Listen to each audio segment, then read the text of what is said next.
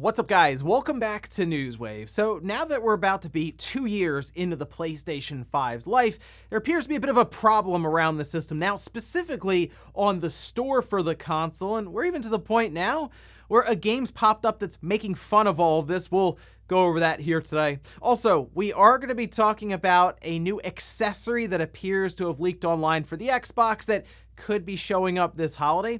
And we're also going to be talking about a game that looks like it's been teased online for PlayStation Plus Premium, that being a PS1 game that I think would add a lot of value to the service. Guys, if you enjoy these videos, make sure you hit that like button, helps out a ton. And if you're new here to the Spawnwave channel, make sure you subscribe down below. And we're going to start today with what looks like a tease for a game being revealed later on this week. We can see this posted up by the Snitch, who's been pretty much dead on accurate with all of the stuff they've hinted at. They say, being afraid of the dark is what keeps most of us alive. This is a direct quote from Alone in the Dark, at least the movie, Alone in the Dark. And the Snitch, there's a lot of theories around how they're getting their information.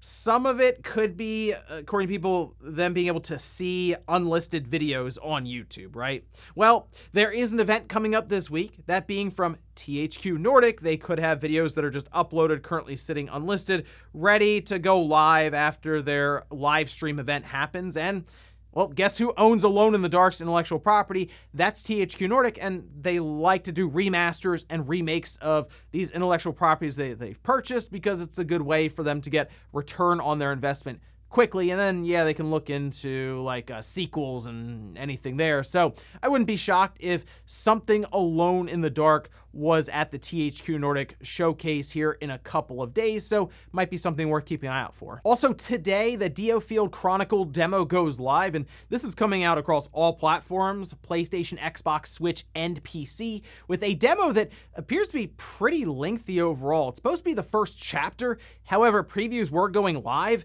and many of them were saying they've spent hours in this demo. The save data will be transferable as well, and this game is set to be coming out September 22nd. And after taking a look through some of these previews, I was a bit surprised at the gameplay that was shown. I think I had in my mind that it would have been a more standard tactical strategy RPG where everyone's kind of taking turns and you wait for all this to happen. This looked a bit more, I don't want to say streamlined, but faster, where you have your kind of group of characters and you're moving them around and then everything's happening in real time. So yeah, I guess it'd be more real-time strategy with like I guess the tactical RPG mix in. It's very unique looking, at least from what I'm seeing in some of the preview coverage. So I'm actually pretty excited for the Diofield Chronicle, and it just seems like Square has been on a roll so far this year, and I like the idea that they've gone with many of their games, especially recently, where they have a demo go out live that's pretty lengthy. You can get an idea if you want to pick it up, and if you do, you just transfer your save data over. So make sure you check out the demo today if you saw some of the gameplay and were interested. Oh, and we do have Gamescom coming up here in a couple of weeks, and I expect to find out about some of the games that will be there ahead of time, one of which appears to be Sonic. We can see this posted up by Jeff Keighley, saying it's true, Sonic the Hedgehog is coming to Gamescom opening night live. Tune in live on Tuesday, August 23rd for a world premiere new look and news about Sonic Frontiers during opening night live. This is taking place 2 p.m. Eastern time. There we go, August 23rd. So I'm kind of thinking is this where we find out about the release date? It's going to be towards the end of August now, and you would assume, because they say they are, that it's coming out this holiday.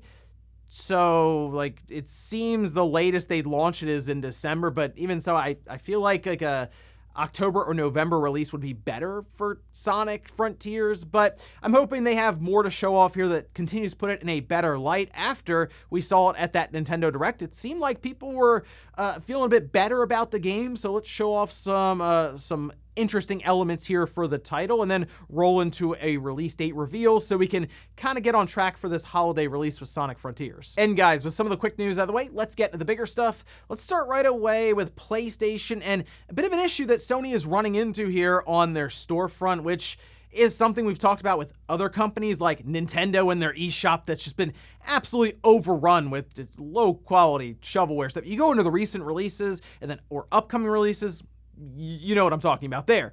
But Sony, now 2 years into the PlayStation 5's life, appears to be seeing a similar situation, but I would argue it could actually get much worse than what we see with the eShop for one in particular reason. First, though, let's take a look over on the PlayStation 5 subreddit. This post absolutely exploded over just a couple of days, where they say PlayStation Store is saddening. It's just sad to see the store of the PlayStation 5 filled with games like Pickle Run, the Jumping Nugget, the Jumping Sushi, the Jumping Sushi Turbo, and Coffee Run. Now, this has kind of clogged up a lot of the PlayStation Store. If you go into like recent releases, upcoming releases, you'll see a lot of these games there. And the biggest thing that I think you could see here, and Sony is probably noticing this as well, is a lot of them are promising very fast platinum trophies, which for some people who are really big into having like a ton of trophies, and especially having that coveted platinum trophy, they might think it's worth a couple of bucks to add on to that total overall for their account. Well, it looks like it's gotten to the point now where you can see this posted up over on Push Square, and many places notice this too. Press X for trophies is a sad indictment of PS5 and PS4 today. That's right, there is a game that has been, it appears to be in like the upcoming tab right now. Press X for trophies. First of all, the obvious problem here. It's cross, it's not X. Guys, triangle, circle, square, and what, all of a sudden we go to the alphabet here? No, it's cross, okay? Sony's made this very, very apparent, all right? But the biggest thing here is the product description is set up in a way that it's pretty obvious that this is like a parody game. It says games are often made to be challenging. Well, at least they used to be. These days, things are a little easier. Press cross, thank you. For trophies is a game made to help spread the word of how things should change and how the world of gaming is changing. It's slightly ironic, and the story is told through its trophy system. So I at least want to give them credit. That's kind of clever. You see the situation and you're like, well, let's make fun of it by, I assume, as you unlock trophies, they'll have different messages there that I guess progress the story, and you legitimately just press a button on the controller to unlock one of these trophies on PlayStation. And it's interesting because I do see this at times online where people will avoid a release for a game because it doesn't have trophies or achievements, specifically on systems that don't have them. Like maybe on Steam, I know they have achievements there, but people don't look at them the same way as they do on PlayStation or Xbox, or even like on the Switch. I see that people will just avoid it because Nintendo doesn't have some sort of achievement or trophy system, and they don't really feel like there's much reason to play it, which is weird because it's like, well, I mean, the game is the reason you're playing it. And I guess then it brings up the idea of Sony more closely curating everything on the PlayStation Store, but then it's like, okay, well, where's the line between something like this where it's clearly a parody, but you're still just pressing buttons to unlock trophies, and then like Pickle Run Turbo, where you can unlock the Platinum Trophy in 30 minutes. Some people probably find value in that, but then also it kind of buries all of the other games that can't spend hundreds of thousands or millions of dollars to be on the front page of the PlayStation Store. Let me know what you would do about this, though, if you were Sony. Next up, let's talk about a new leak for the Xbox. This being an accessory that is most likely being set up to release this holiday. We can see this posted up by The Verge, and it's linking back to a YouTube video that says White Xbox Elite Series 2 controller. And yeah, it looks like there's going to be a new Xbox Elite controller for this holiday, but it's not really the one I wanted to see. The two-tone color design is, I think, a bit strange looking as it is here, but it's not the Series 3.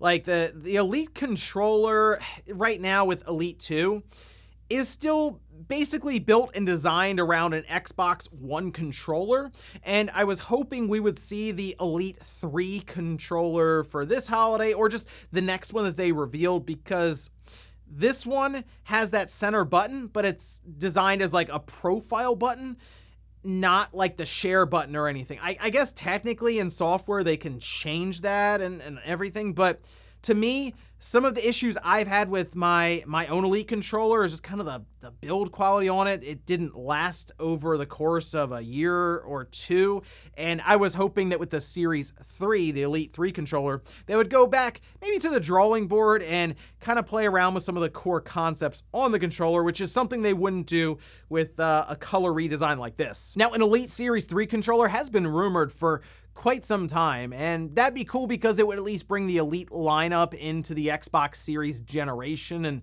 they wouldn't be building off of an Xbox One controller, because the Xbox Series controller does have some differences in terms of dimensions, whereas I think the Xbox Elite 2 controller is a little larger than the Series controller, and it doesn't sound like it makes that big of a difference, but it kind of does when you're holding it and you're used to one controller versus the other, that being like an Xbox One controller. So I'm still holding off on this. It's going to come out and be like $180 or $190 or something, and to me, I'll still kind of hang out and wait for hopefully the next big Xbox Elite controller, maybe next year in 2023 for that holiday lineup. Next up, let's talk about the PlayStation Plus premium tier.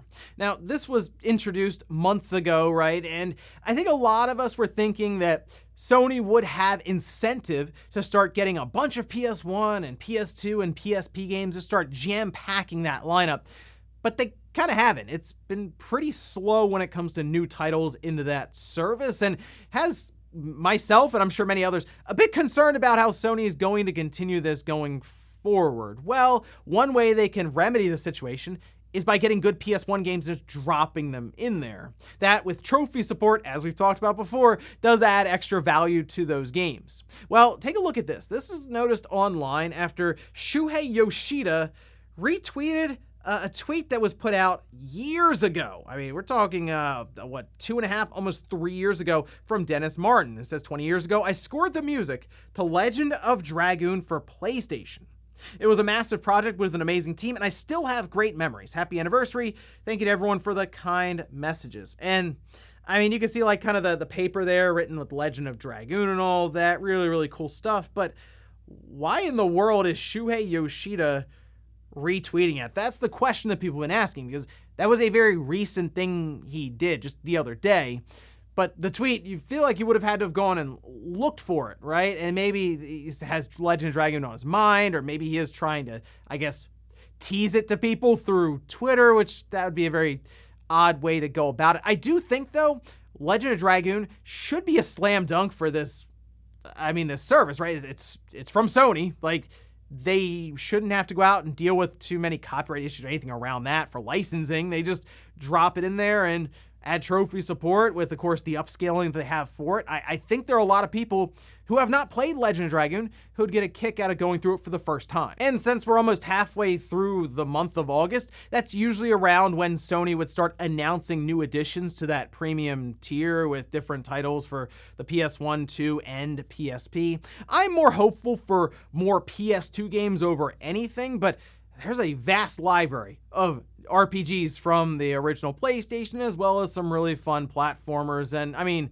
we got to get Metal Gear Solid in there at least, right? There's a lot that Sony can pull from, and I hope they kind of get moving here, because it's been pretty quiet to start off what is a more expensive service than we're used to with Sony. And in our last bit of news, let's talk about a benefit that Microsoft had shared months ago for the Xbox that appears like they're starting to make preparations to release. We can see this over on Twitter, where many people started to know this, but I saw this from Clobril, says it looks like Xbox is preparing to bring new games to Xbox Cloud Gaming, which aren't part of Xbox Game Pass. If you were unaware, the games that are cloud streaming are part of Game Pass. So you obviously would have Xbox Ultimate and you'd have Game Pass, and in that service you can then pick different games to stream for your phone or on your PC, anything like that. The idea of being able to stream games that are not part of that but are in your library is something that I'm sure many people have thought of and even requested. So it makes sense that Microsoft had mentioned this months ago, and it was something they were working to achieve.